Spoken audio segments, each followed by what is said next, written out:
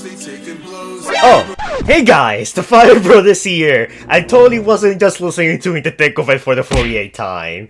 My brother couldn't be here today because he's buying the Hasbro company so Elon Musk can get his hands on it. If you guys want to totally help me make this dream come true, consider becoming a channel member and also donate super chat to the comments down below. I'm kidding. But seriously though, if you want to do that, much appreciated. Anyways, these are the jokes. I hope you guys are enjoying them. Also, I was not kidding about the Elon Musk thing. That's actually real. Check my previous video, and also check my video covering Transformers Crossfire in case you haven't. Because I put a lot of effort into that, barely anyone has seen it, which I'm actually kind of upset. Though it's not really your fault. Hasbro copyrighted me in Thanksgiving. And kinda messed my standing for the algorithm in that day. So not a lot of people have seen it or gotten their notification for it. So if you guys could like check that out, that'd be much appreciated. So we have brand new Transformers 1 characters. Well, deleted cut characters, you know the drill. Now, last time I talked about deleted content from Transformers 1, we had the reveal of Perceptor and a few others. This time, my god, we have the motherload of deleted characters. Now, these were revealed to us thanks to Studio Red Robin, who is a YouTube channel where they've been posting like plenty of Transformers 1 animatics. And I'm probably gonna do a video going over the animatics, because the animatics themselves go over an early version of the movie we never saw before. That is very different from the final product we ended up getting. Exactly if you could say that this version is better or worse, well, I mean, I'll probably make its own dedicated video to it. But these animatics do give us some brand new info we never seen before. So first off, one of the first things I want to talk about is the ending animatic, because the ending was actually a bit different from the one we ended up getting. I mean, shocker, right?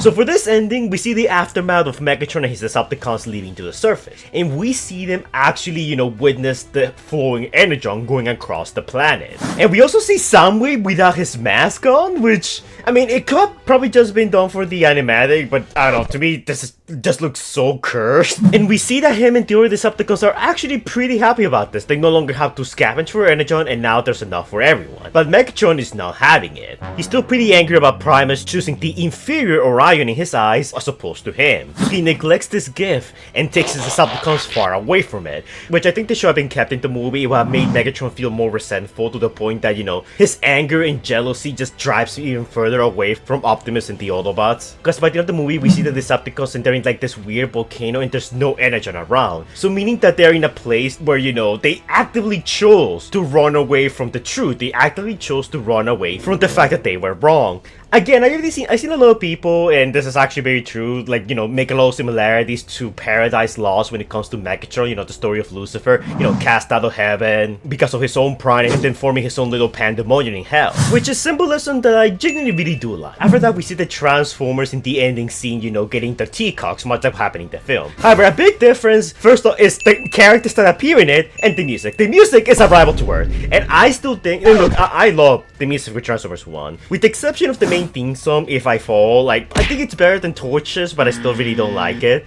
And I dislike it even more now, and you guys will see why. But Arrival to Earth starts playing, and in my opinion, Arrival to Earth should be the Transformers theme song. Like, you know, if there's gonna be a musical note that represents Transformers, I think it should be Arrival to Earth. And with the T-cogs start, you know, transforming the Autobots here into how they're gonna look like, we see that Wheeljack gets his robot mode, Mirage gets a robot mode, and Prowl also gets a robot mode. Now, these three characters were absent in the actual film. I don't think we ever saw Wheeljack's, you know, full-on robot mode. We saw him in the middle of transforming, but we only saw his actual robot mode in, you know, the toys through the CGI. Mirage never got a real robot mode, and I think we saw Prowl very briefly. Then Mirage looks to the side, and we see Ironhide, Jazz, Ratchet, RC, and Sideswipe. Now, all of these characters did got the robot modes in the film. We actually got a really clear look at them. However, this is one that really surprised me. Hot Rod is in it, and I think the show have been kept. I think the show added Hot Rod here because there was a character in Transformers 1, you know, a background Cybertronian model that actually did look like Hot Rod. So you could probably gotten away with it and add Hot Rod here. You know, just add the flames to make him look a bit different in this thing. It wouldn't have taken that much effort. And Brawn is a character that we saw constantly throughout the film, but I am genuinely surprised they didn't get a robot mode in the final scene of the movie. Though I can sort of understand why they probably didn't add Hot Rod here, because he supposedly was in the race and already has this vehicle mode, so, you know, they probably didn't want to mess up the continuity that much. But still, it's a shame, because Havra, you know, appeared and he was the main character of the first Transformers movie ever, and, you know, just adding this little reference here to that would have been really cool. But it is what it is. After all the cogless Transformers get the T-cogs, RC approaches Optimus and asks him who he is, and Optimus replies with, "My name is Optimus Prime." Oh my god, that was awesome! Ending it with Peter Cullen, that's something we all have been wanting and speculating. And look, I love Deathsaurus. I think he did a fantastic job as Orion Pax.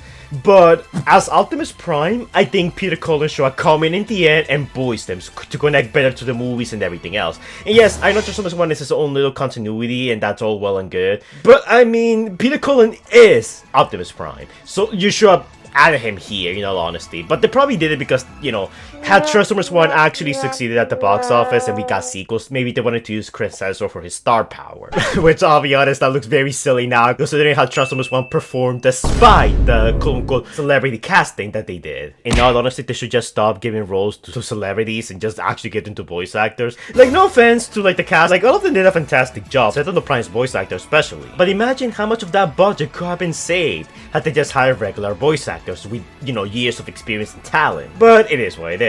And also, the movie ends with the Transformers theme song from the 1986 movie, and this is something that I covered in my previous cut contents, where the director admitted that that was originally how they were gonna end the movie. But unfortunately, at the end, they opted against it because they thought it was gonna be too self-referential. Instead, they replaced it with the Much in Fear If I Fall. And look, it's okay if you like If I Fall. Again, I welcome different opinions here. I welcome different viewpoints and all that in my channel. If you like If I Fall, completely fine. I don't mind it at all. Personally, just don't like it, but you do have to admit that I feel like ending it with this theme of the classic Transformers movie would have been, you know, the cherry on top of the sundae, you know? It would have been perfect. But alas, it is what it is. But this is not with the surprises then, because then we get a post-credit scene where Megatron is, you know, giving the Decepticons their insignia. And one of them is Arachnid. Now, this is very surprising because a lot of people joke about, you know, Darkwind and Arachnid, you know, later becoming Decepticons. Because, I mean, that's typically what happens. You know, they join the Decepticons, and in most continuities, they're Decepticons. So it'd be very awkward for Darkwind to suddenly be working under Megatron, the guy he bullied. Or Black Arachnid to be working under Megatron after she tried to kill him so many times. But in this version of the movie, we see that Arachnid is actually being branded with the Decepticon insignia. So it looks like maybe by the end of the movie, she was gonna betray Sentinel Prime, or maybe Sentinel Prime ends up dying, and since she has nowhere else to go, she just decides to work for the next big boss, which will be Megatron. And I'll be honest, I kinda like this because Arachnid has always been one of those treacherous type of characters. And her, you know, previously being at odds with Megatron before joining the Decepticons will add more to, like, her devious nature and, you know, her not being trusted by Megatron himself and other Decepticons. I low-key wish this would have been kept, but again, it is what it is. However, another huge reveal is Sixshot. Sixshot was gonna be in the movie. Now, we don't exactly know if this is just a cameo or if this is just like a little, you know, a cool Easter egg or something, or he really was gonna have a big role in the movie. But he gets branded by Megatron too. Unfortunately, we don't get a, you know, a really, you know, good look at him, but the fact that he's here means that there could probably be a, you know, a render of him out there, much like if there was one for Refractor. Meaning that in the future, we could, in theory, see Transformers 1 concept Sixshot, which that would be sick. Like, I actually really like Sixshot, but unfortunately he doesn't appear in a lot of anything nowadays, much like Rodimus Prime and a few other characters.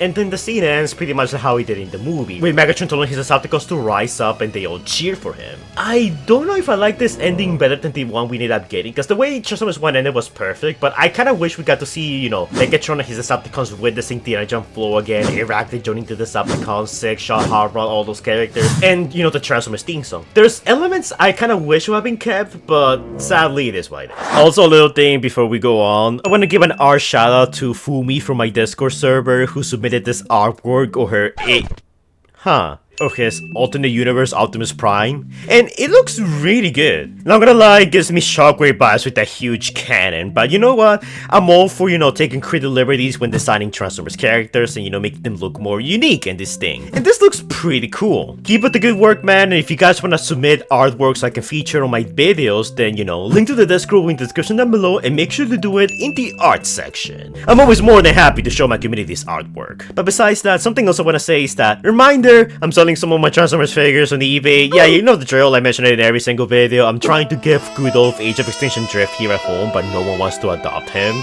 I also have an Age of Extinction Grimlock if you guys are interested. I need to clear up shelf space. I mean, my god, I'm running out. And last but not least, reminder that this Friday I'm gonna be playing Transformers Legends 2 on a live stream with you guys. It's a Roblox game, so you guys wanna come in and play. The link to the scheduled live stream will be in the description down below and in the comments down below. It's gonna be this Friday at 7:30 p.m. Eastern Standard Time. So be there or be square.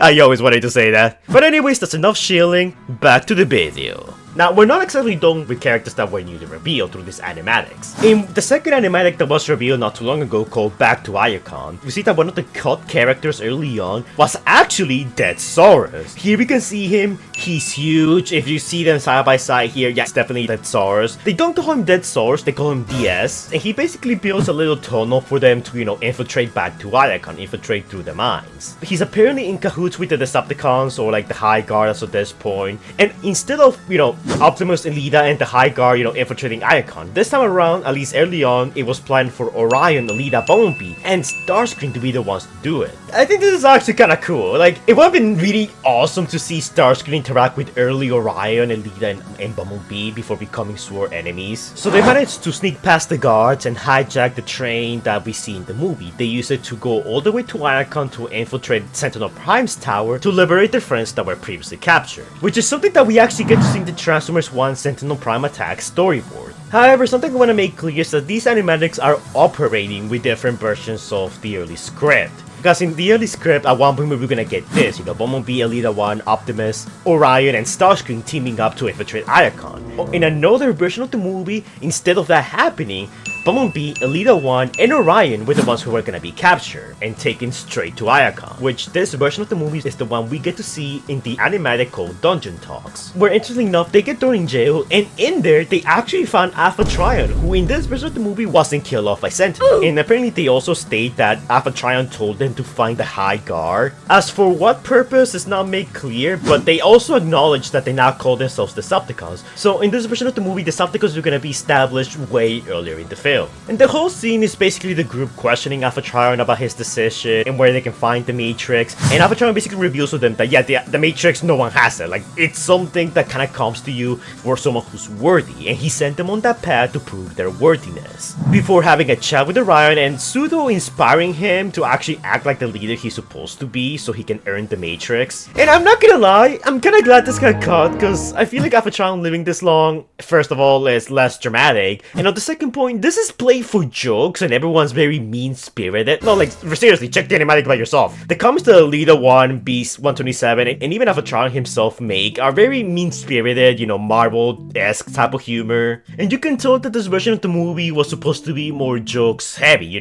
be a little less, perfectly well-balanced, kiddish comedy with seriousness like in Transformers 1, and more Marvel-esque type of humor. And yeah, these are all the new little scenes we got, the new characters revealed. It's not a lot, but honestly, man, seeing these animatics, especially the ending, makes me wish that some of these became true. The other two animatics I don't really care that much about, because in all honesty, I think one, the humor was off, and the other one was cool, but like, I feel like the way it happened in the movie was a little cooler and felt more, like our heroes were at the lowest point. But the ending is one I could probably slightly preferred a bit more over the one we actually ended up getting. And yes, before you say that, I'm also saying that because of Peter Cullen. But overall, it was good to see my boy Hot-Rod and a few other characters that they make the cut.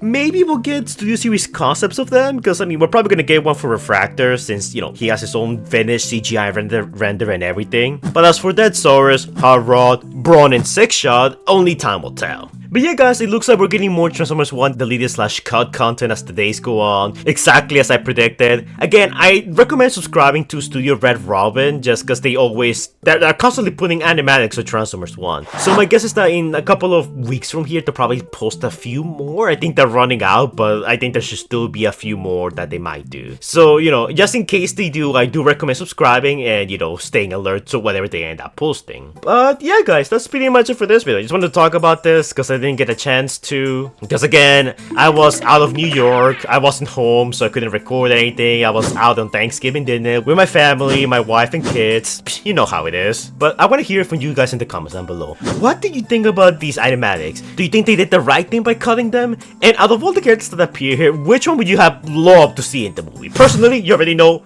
my boy Hot Rod, but I guess Deathsaurus was also really good. Like, I'm all for more representation for characters that are not exactly part of the G1 continuity. And that's not me saying I hate G1, it's just because, like, G1 will always be represented because it's the baseline for everything else. But as for things that come after G1, they don't get as much representation as G1 gets. So that's why I'm usually a bit more biased towards those types of characters getting more representation in Transformers media. But hey, it is what it is. So yeah guys, that's gonna be it for this video. Until the next animatic. As always, don't forget to like, comment, and subscribe. Do the annoying YouTuber stuff that the algorithm likes so much. And I will see you guys in the next video. Stay safe, guys. Anyways, guys, before we go, shout out to our incredible sex tier Patreons: Steve Martin, Primeburst 611, Inferno 65, Winslow Lopes Hightower, Scout, Crowley 666, Silverman, King Sparta, Supercell Formers Hedgehog, Xavier the God, Stage Productions, Scrub Lordo, Night Trance Official, and Predator King Hunter Plays. And an equally great shout out to our channel members: Shin Leviathan Dragon, TF Cypher, and Laser Sin. Thank you guys so much for donating, it's much appreciated. Link to my Patreon and channel membership will be in the description down below. Consider donating because you get a few perks and see some videos early, even collab with me in some cases, the list goes on. But anyways guys, thank you for your support, helps to keep the channel going, and I will see you all in the next video. Stay safe guys!